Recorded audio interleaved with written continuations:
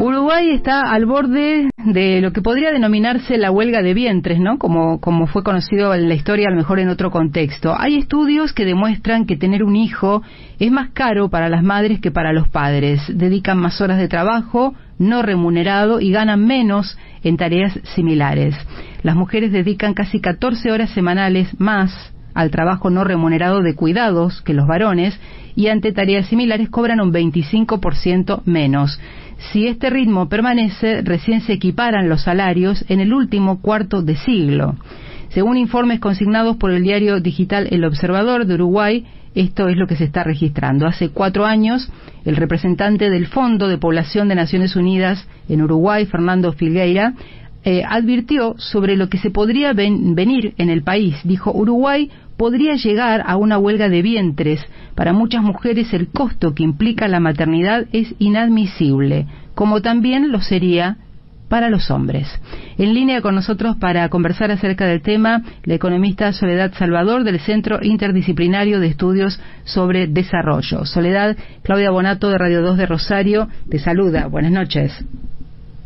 Hola, buenas noches, un gusto estar con ustedes. Igualmente para nosotros recibirte. Bueno, un panorama que quizás es bastante semejante a lo que sucede acá de este otro lado, ¿no?, del Río de la Plata, ¿no? Nadie cuestiona la maternidad y la paternidad para quienes deseen ese estado, no es por allí que va el planteo, pero lo que sí nos lleva a preguntarnos, sobre todo estas cifras difundidas, es cuál es el costo real de ser madres y de criar un hijo en términos netamente económicos. Y bueno, lo que está demostrando también los efectos demográficos, no vamos a decir que tiene esta situación que es económica en su origen, porque tiene que ver tanto con mujeres que postergan la maternidad, ¿no?, y después les hace más difícil ser madre, como los costos, como decías, que tiene en términos de oportunidades laborales y profesionales. Yo creo que lo que se ha dado es que las mujeres están menos dispuestas a perder, por decirlo. Hasta ahora han soportado esa carga sin quejarse. Casi hace un tiempo unas señoras mayores me decían, bueno, pasa que si antes te quejabas, te decían, bueno, ¿qué haces trabajando? Quédate en tu casa cuidando a los hijos, ¿no? Después de esa etapa, lo que hicieron las mujeres fue disimular que tener hijos era una carga y tratar de insertarse como si fueran hombres en el mercado laboral. Todo eso fue todo el empuje que tuvo en los 90, la inserción de mujeres, como decís, en Argentina, en Uruguay, Chile. O sea, tenemos características en ese sentido muy similares, con buenas oportunidades de empleo para mujeres con nivel terciario, pero que, bueno, efectivamente tiene un costo atrás, y cada vez menos están dispuestas a asumir ese costo, sea tanto por pérdida salarial como por oportunidades, ¿no?, de trabajo, las posibilidades de diversificar opciones, etcétera. Entonces, lleva en cierta medida eso, ¿no?, que muchas mujeres deciden, bueno, capaz que lo mejor es no tener hijos directamente. Claro, se plantea como alternativa, porque es verdad que hubo una inserción de las mujeres en el ámbito laboral desde los 90 para acá, se notó muchísimo, inclusive en puestos en los que antes no se las veía, pero eso no las exime de lo que todavía parece ser una potestad casi exclusiva de las mujeres hacia adentro del hogar, ¿no? Como por ejemplo las tareas de cuidado. Y hablamos de cuidado de hijos, podríamos hablar también de cuidado de otras personas dentro del hogar, como, no sé, como madres o padres u otras o personas, por ejemplo, con alguna discapacidad y que estén dentro del hogar y que necesiten de un cuidado especial, que siempre es o prioritariamente es tomado como trabajo de las mujeres o de otras mujeres contratadas por las mujeres. Ahí va, y que generalmente son caros. Para que sean servicios de calidad, cuando las da el mercado, el sector privado, son servicios caros. Entonces, tanto pagar colegios privados como el costo que igual eso tiene en lo que ustedes creo que bien la nota ahí lo dice, aunque ahora no lo citaste, que es lo que se calculó como el costo de la maternidad, la penalización por la maternidad, que está calculado que mujeres que tienen hijos en relación a las que no tuvieron hijos, aún 10 años después de haber tenido hijos, tienen todavía salarios que son 40% inferior a las otras mujeres, ¿no?, con el mismo nivel educativo. Entonces, claramente ese costo que pasaba disimulado, que no estaba medido, a medida que uno lo va identificando, se genera como más conciencia.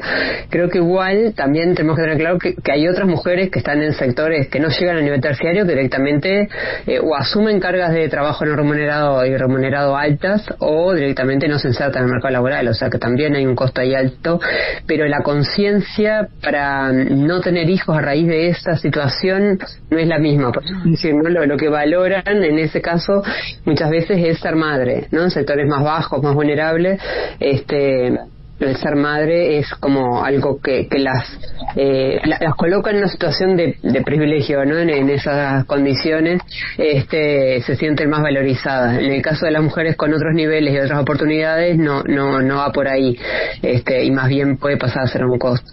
Claro. Que no quiere decir que sea general, pero las cifras últimas del censo 2023 que se dieron ahora hace unos meses decía que efectivamente entre las mujeres de 30 a 34 años pasó de un 25 a un 37% de mujeres que no han tenido hijos. No quiere decir que no lo vayan a tener después de esa edad, pero igual ya son porcentajes muy altos y un aumento importante respecto a la situación previa, claro. 10 años atrás. Me quedé pensando en este dato que decías. 10 años después del primer hijo, las madres uruguayas experimentan una reducción del aproximadamente 42% de su salario mensual si se las compara con mujeres con características similares que no tuvieron hijos. ¿Por qué? ¿En qué se basa esa diferencia? ¿O qué justifica esa diferencia? Bueno, el hecho de haber estado por fuera del mercado laboral, tal vez, o que, bueno, las posibilidades de ascenso se fueron limitando, ¿no? Hay dos opciones. Una es que mujeres que deciden quedarse a cuidar ellas de sus hijos cuando son chicos, cuando vuelven pierden, eso ya estaba medido. Que la vuelta al mercado laboral, luego de una interrupción, las hace ingresar a buenos sectores donde ganan menos que antes, o el hecho que eso también pasa en Europa, por decirlo, no es un fenómeno novedoso. Sí, el mercado te factura haber sido madre, digamos. Te factura, ahí va. Lo que pasa en nuestros mercados que también las oportunidades son menores, entonces capaz que en Europa eso se daba, pero las mujeres capaz recuperaban antes esos costos. Acá lo que se ve es que perduran más en el tiempo, y esto de los estereotipos de género, ¿no? Lo que suponen quienes te emplean, de cuáles van a ser tus limitaciones para acceder a ciertos cargos de jerarquía, ¿no? En algún momento hemos hecho estudios, el tema financiero, etcétera. Existe mucho esa idea de que, bueno, después que sos madre se te ve limitada a ciertas oportunidades, entonces probablemente no cumplís con ese patrón o modelo de trabajador ideal que se le llama, que es que como no tenés responsabilidades familiares estás más libre, ¿no? Los hombres tienen responsabilidades, pero se las cubren las parejas, por decir, ¿no? Las madres de sus hijos. En este caso, cuando vos sos madre, se asume que no vas a tener esa misma disponibilidad o flexibilidad frente al trabajo, y bueno, entonces te pasa factura, como decías tú. Sí, si uno hace memoria, todos hemos pasado, o a lo mejor no todos, pero muchas mujeres hemos pasado por situaciones, recordando, ¿no? Años atrás, cuando uno se presentaba con su currículum para buscar un trabajo, y sobre todo si estaba ligada a áreas de directorio o alguna tarea gerencial o con personal a cargo, una pregunta que era básica, que era esencial, y me la hicieron varias veces en la vida, es, pero ¿usted piensa tener hijos? Tener hijos está entre sus proyectos, y es terrible como pregunta, porque bueno, tenés nada más que dos opciones, digo, una, o a lo mejor hay más, pero a mí en ese momento decía, pero o le miento o le digo la verdad. Bueno, obviamente que terminaba diciendo la verdad y no pasaba el filtro ese, porque sí, evidentemente se esperaba que fuese una persona para que le respondiera a la empresa todo el tiempo, las 7/24, ¿no? O 24/7, como se dice ahora. Claro. Ahora, sí. Y no, que ahí te iba a decir que eso, por ejemplo, en Uruguay está penalizado, pero no siempre las personas lo saben, ¿no? Y a su vez, como decís tú, bueno, si tu objetivo es conseguir un trabajo, claro, es raro que vayas a denunciar, ¿no? A quienes vos querés que te empleen. Claro. Entonces, por más que esté penalizado por ley, a veces no se recurre a esa legislación que existe. Y lo otro que decía es que a veces, claro, el cuidado no es solo de hijos, también cada vez más es de dependientes, que pueden ser adultos mayores o personas con discapacidad, pero sobre todo adultos mayores que viven más, pero a veces llegan con menor calidad de vida, y bueno, y claramente eso también tiene un costo que recae ligeramente en las mujeres de la familia, y que tampoco hay servicios ¿no? O eso, ¿no? Son caros, entonces por eso los sistemas de cuidado son tan importantes en nuestras sociedades, ¿no? Sí, para poder resolver esos costos. Soledad, pensaba que también es cierto que influye mucho la legislación, porque si el beneficio laboral asociado a la crianza o al cuidado de niños, por ejemplo, se le da por ley solamente a las mujeres, esto hace que las mujeres tengan menos probabilidades de ser contratadas para, no sé, estas áreas, como decíamos. Si solamente la mujer va a faltar, porque su hijo está enfermo y necesita estar, no sé, al cuidado de él mientras está internado, y en la ley no está contemplado que el varón padre también pueda faltar. Entonces, bueno, es casi una exclusión desde la misma ley, ¿no? Qué paradoja. Eso hay que cambiar. Sí, eso es lo que hay que cambiar. Nosotros en Uruguay se trabaja este tema en la negociación colectiva. Ahora va a haber una nueva ronda de negociación colectiva este año y hay que trabajar en eso, ¿no? En que esas normas que son para las mujeres se modifiquen y tienen que ser para hombres y mujeres. O sea, no importa el sexo, sea quien sea que esté a cargo de un familiar que tenga derecho a eso, a hacer uso de una licencia, o tenga acceso a un servicio, ¿no? Para resolver esos cuidados. Que es el caso de los niños, eso es lo más común. Pero sí, tal cual lo que vos decís. ¿Hay diferencias entre empresas nacionales uruguayas y las multinacionales que están en todas partes?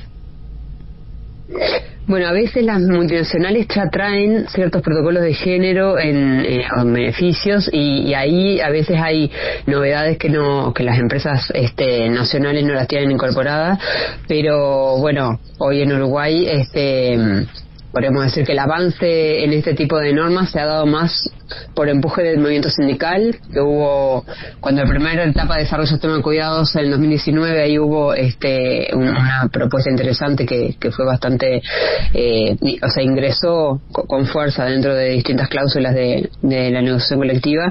Ahora esperemos que vuelva a haber, porque ahí el Ministerio de Trabajo también tiene un rol que cumplir, ¿no? Que tiene que ver con esto, cómo promover dentro del sector privado que se vaya modificando, ¿no? Esa idea de que los que cuidan son las mujeres y a costo de las mujeres, ¿no? Sí. Está.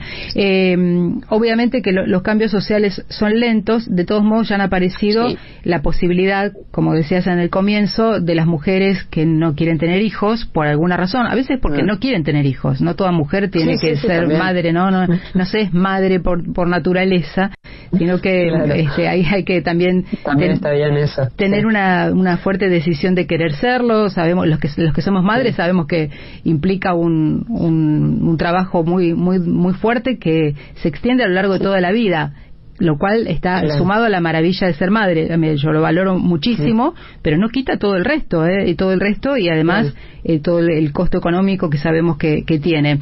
Ni hablar de aquellas mujeres que, por ejemplo, sus matrimonios terminan a lo mejor en divorcios y tienen que seguir luchando por cuota alimentaria después de disuelto este vínculo, y que a veces la lucha es tanta y las discusiones son tantas para conseguir un peso para el viaje de estudios o un peso para pagar el celular del nene, qué sé yo, que terminan diciendo, mira, mejor ni le digo nada, mejor lo termino, me hago unas horas extras yo o busco otro laburo yo, pero no quiero más justicia, no quiero más mediación judicial, etcétera.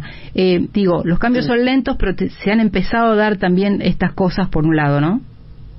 Sí, acá en Uruguay, con eso que decís de los deudores alimentarios, que son esos los padres que por distintas razones no colaboran en la cuestión económica en la pensión alimenticia que tienen que transferir a las mamás cuando son ellas las que se hacen cargo de los hijos solas, ahí se ha avanzado tanto del sector público como del sector privado, en que la seguridad social esto te puede jugar en contra, ¿no? Para cualquier trámite que quieras hacer. Pasa que ahí, claro, estás siempre dentro del mundo de lo formal, pero bueno, por lo menos para esas tienes como una chance de cómo recurrir. Pero sí, es cierto que claro, atrás de esto, bueno, obviamente de ser madre o padre, hay muchas otras responsabilidades que como decís también está bien, ¿no? Que las mujeres no tengan que tener eso como un mandato, ¿no? El ser madre, si no sos mujer, si no fuiste madre.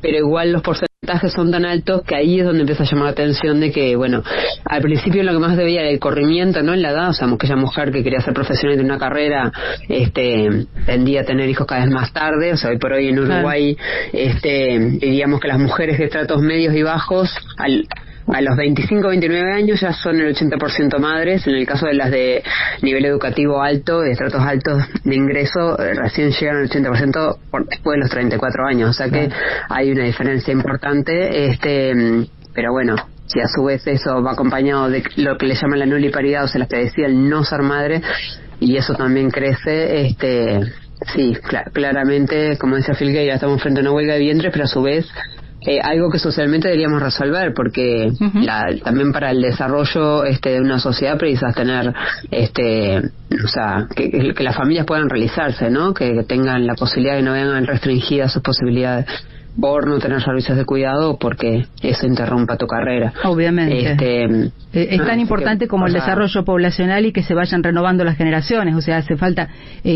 paliar ese envejecimiento de la población, que también se está dando en muchas ciudades europeas, pero al mismo tiempo no es una cuestión compulsiva de decir, bueno, tené hijos porque sí, porque es un mandato, sino, bueno, ¿y en qué condiciones? Porque si yo quiero también trabajar o quiero estudiar y después vivir de lo mío, no quedarme en mi casa a cuidar los hijos hasta que crezcan 15 años y después intentar que me tiren una migaja desde el mercado laboral a ver cómo me recibo y si me acuerdo de algo de lo que estudié. Bueno, también tiene mucho que ver la acción del Estado, ¿no? A través del Ministerio de Trabajo, en particular lo que vos mencionabas antes, y la legislación. Sí, y el sistema de cuidados, que también en Uruguay ha tenido un desarrollo, pero tiene que expandirse más. Como decías, también el tema de cuidado dependientes, ¿no? De resolver también esas necesidades que las familias están teniendo cada vez más. Y bueno, y que ahí es una obligación. Ahí no decidís tener hijos, no, los padres están y hay que atenderlos, ¿no? Cuando llegan a una edad adulta y precisan, no te puedes entender. Y a la sociedad también le es más caro resolver todo a través de servicios privados, porque tampoco son eficientes, y de última es muchos recursos económicos que se van ahí, y capaz que podrían, en la medida en que vos liberás esa carga en la familia, se pueden usar con otros fines, etcétera. Pero bueno, ahí hay un tema importante, sobre todo en estas sociedades que van envejeciendo, ¿no? Que tenemos también Argentina, Uruguay, Chile, las mismas características. Este es nuestro estado de cosas. Gracias, clarísimo, Soledad. Gracias por estos minutos con nosotros. Bueno, gracias a ustedes, a las órdenes. Adiós. Hablamos con Soledad Salvador, es economista del Centro Interdisciplinario de Estudios sobre Desarrollo, a propósito de este estudio llevado a cabo en Uruguay.